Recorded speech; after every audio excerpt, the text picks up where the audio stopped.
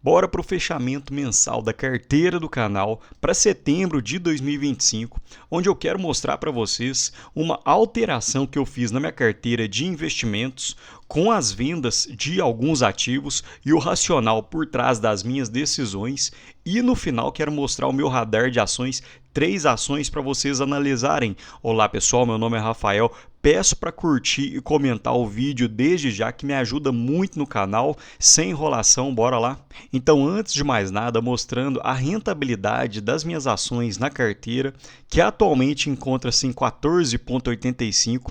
Iniciei a carteira do canal no início desse ano e o Ibov nesse ano se esticou bem, cerca de 21% de subida, olhando por essa linha vermelha, que seria a rentabilidade do Ibov.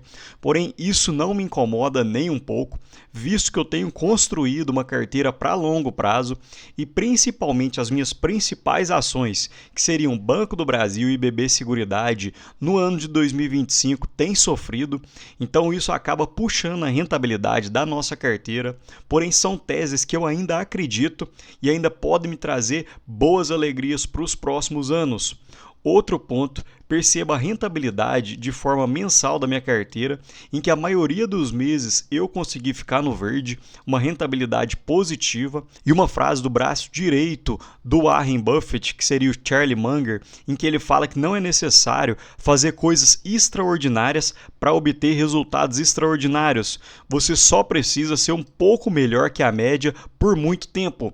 Então esse seria o jogo em que a gente escolhe boas empresas, com bons gestores e com bons dividendos, e com o passar do tempo, tendo boas rentabilidades, a gente acaba vencendo esse jogo.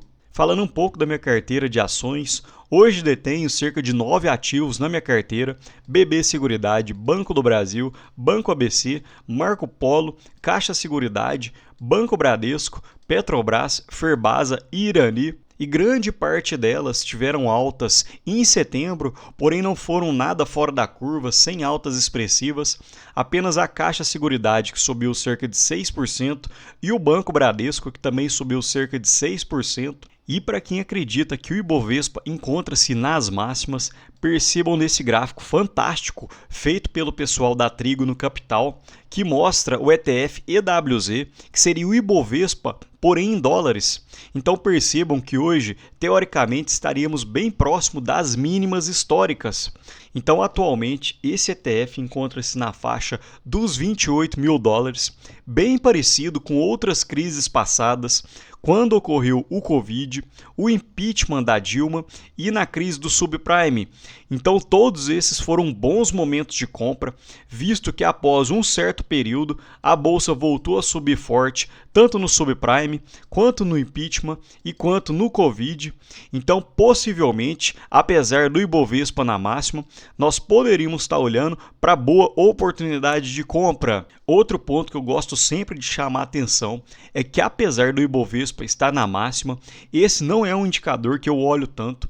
Eu gosto de olhar empresa a empresa, porque aí você vai ver que existem diversas empresas na bolsa que ainda estão descontadas.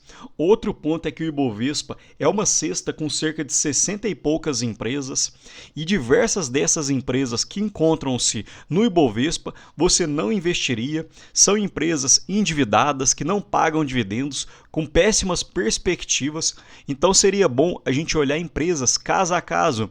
Percebam nesse exemplo da Caixa Seguridade um investimento de R$10 mil.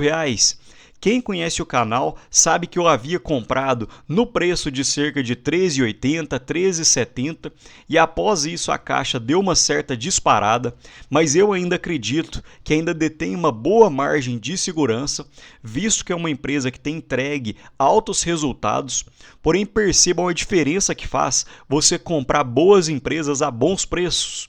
Caso você tivesse comprado a Caixa por R$13, teria conseguido 769 cotas, isso daria um dividend yield na casa de 9,85. Porém, se você tivesse comprado no fundo de alguns meses atrás, de R$13,26, compraria 754 cotas com um dividend yield de 9,65. Porém, percebam que atualmente, nesse preço de R$15, você compra cerca de 667 cotas e o dividend yield fica na casa dos 8,5%. Então, olhando para o preço de cerca de um mês e meio atrás, você já perderia cerca de 1% de dividendos. E caso a caixa continue subindo, isso acaba comprimindo um pouco mais a nossa margem e perceba que aos R$ 17,00 você receberia cerca de 7,5% de dividendos. Então foco nas empresas e não no índice em geral, que ainda existem diversas empresas com boas margens, conforme eu vou mostrar para vocês nos últimos slides. Outro ponto que eu gostaria de apresentar para vocês é o giro da minha carteira, em que não fiz nenhuma compra no mês de setembro, porém vendi cerca de R$ 23 mil em Bitcoin, ao preço na faixa de R$ 620 mil a R$ 600 mil.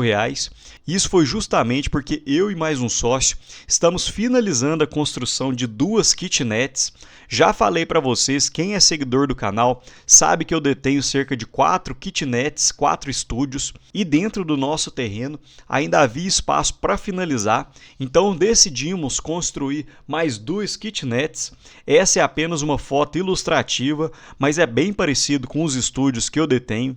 Então, para contextualizar, nós já havíamos construído 4 estúdios em 2019 e atualmente construímos mais 2 novos estúdios. Porém, nós finalizamos essas construções, devo retornar aos aportes em outubro, e para mostrar um pouco do racional para vocês por trás desses estúdios, detenho uma estimativa de preço da minha parte em torno de R$ 400 mil e deve me gerar uma renda anual líquida já livre de impostos e manutenção de cerca de R$ 33.800, o que me dá um dividend yield médio na casa dos 8,45%, que seria uma renda mensal de R$ 2.800, sem contar que esses estúdios poderiam se valorizar e aumentar ainda mais o meu patrimônio.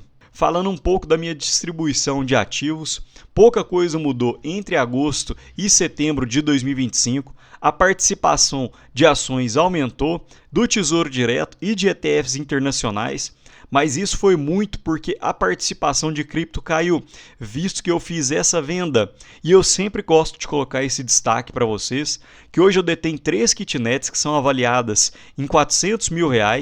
Porém, se eu adicionasse nos ativos da carteira, iria ocupar cerca de 40%, mas eu não adiciono porque isso pode acabar maquiando a rentabilidade, porque o mercado imobiliário tem uma rentabilidade parada, então eu não consigo ir adicionando isso mês a mês dentro do Investidor 10. Então isso acabaria maquiando a rentabilidade da minha carteira e é algo que eu não quero fazer. E explicando um pouco do racional por que eu decidi vender cripto. Primeiramente, seria pelo motivo da liquidez. Eu estava precisando desse dinheiro de uma forma um pouco mais imediata e criptomoeda você consegue vender e receber no mesmo dia. Outro ponto é que eu já detinha uma rentabilidade muito positiva, visto que eu comprei cripto no início do ano e já estava com uma rentabilidade de cerca de 40%, com uma variação de 51%. E hoje eu detenho uma expectativa de ter minha carteira 5% de cripto e atualmente voltou para 1%, antes estava em 5%, então nos próximos meses pode ser que eu volte a aportar no Bitcoin. Outro ponto, apesar de eu ter vendido Bitcoin atualmente, pode não ter sido o melhor momento de venda, visto que eu vendi numa zona neutra. E olhando pelo gráfico de medo e ganância do Bitcoin, normalmente quando a gente entra nessa zona um pouco mais abaixo, nessa zona inferior, teriam sido bons momentos de compra do Bitcoin, visto que essa é a zona de medo. E quando a maior parte das pessoas estão com medos, esse seria um bom momento de compra. Isso ocorreu em meados de julho de 2024, logo após o Bitcoin disparou. O mesmo ocorreu no começo do ano, entre janeiro e abril de 2025. Após isso, o Bitcoin também disparou e atualmente a gente encontra-se numa zona neutra.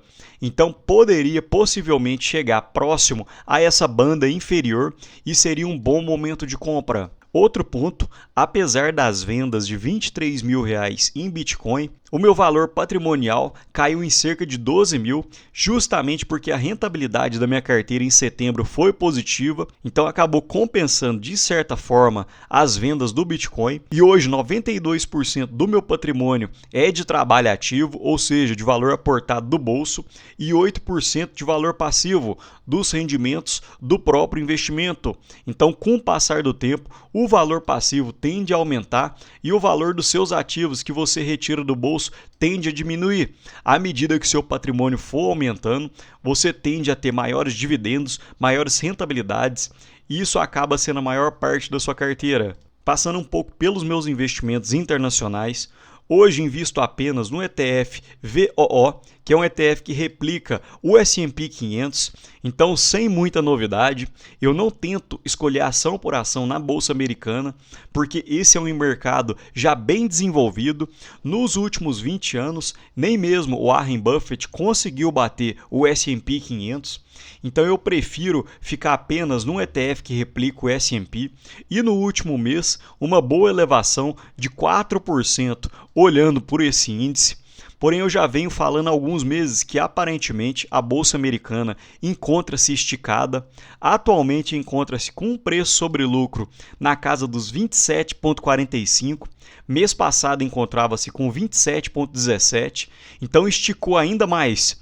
E quando a gente olha pela média móvel de 5 em 5 anos, estaria na casa de 22. Então, olhando por esse indicador, ainda haveria um espaço de queda para poder retornar à média. E quando esse indicador fica abaixo da média, normalmente significam bons pontos de compra. Sem novidades também na renda fixa, nenhum aporte. Hoje detém Tesouro IPCA 2029 e um Tesouro pré-fixado 2029 com uma rentabilidade de 11,5% nos últimos 10 meses. E realmente existem diversas opções de investimento atualmente. Percebam o IPCA mais 2035, que atualmente parou de ser vendido pelo Tesouro Direto, mas desde meados de fevereiro encontrava-se na máxima da sua taxa e bem próximo de 8%.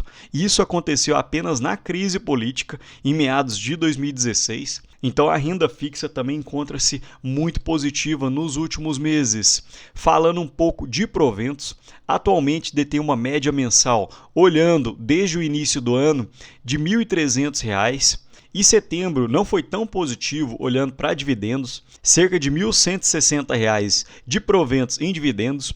Porém, eu gosto sempre de destacar aqui que além da média mensal, hoje eu também recebo cerca de R$ 1.000 de dividendos dos estúdios que eu falei anteriormente, mas não quero colocar aqui, porque como eu não coloquei os estúdios no meu patrimônio, eu também não coloco os dividendos para não maquiar minha rentabilidade. E para finalizar, bora falar um pouco de radar de ações, sem tantas novidades. A primeira, BB Seguridade, que eu ainda fico muito de olho.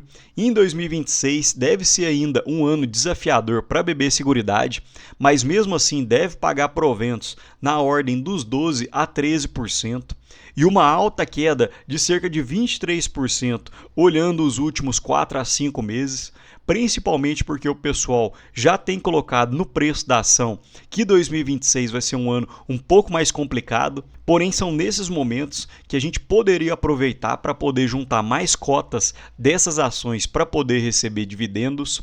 A segunda ação que eu já tenho falado há algum tempo, Mali Metal Leve, que pagou cerca de 9% de dividendos nos últimos 12 meses e uma queda de 14% na Mali em 2025, porém a empresa tem crescido resultados, tem pago bons dividendos, tem um bom caixa. Percebam que o payout da Mali no último ano foi de 65%, principalmente porque ela tem feito algumas aquisições que já têm gerado receita para a empresa, e com esse payout ela pagou cerca de 9,5% de proventos.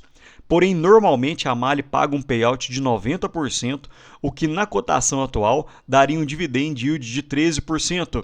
Então a Mali a qualquer momento poderia voltar a pagar esse dividendo. E a última empresa, falando um pouco da Schultz, que no último ano caiu cerca de 18%, porém se a gente olhar num horizonte um pouco maior, antes de 2024 a Schultz chegou a bater R$ 8,00 na cotação e atualmente encontra-se em R$ 4,76.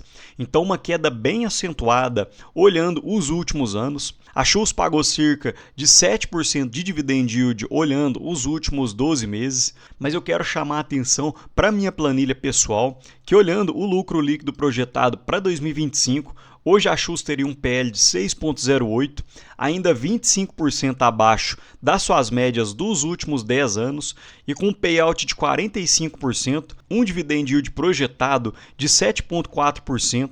É uma empresa extremamente rentável, tem um caixa maior do que as suas dívidas e hoje consegue entregar uma rentabilidade de IPCA mais 11,7%. Então essa é outra empresa que encontra-se bem no meu radar.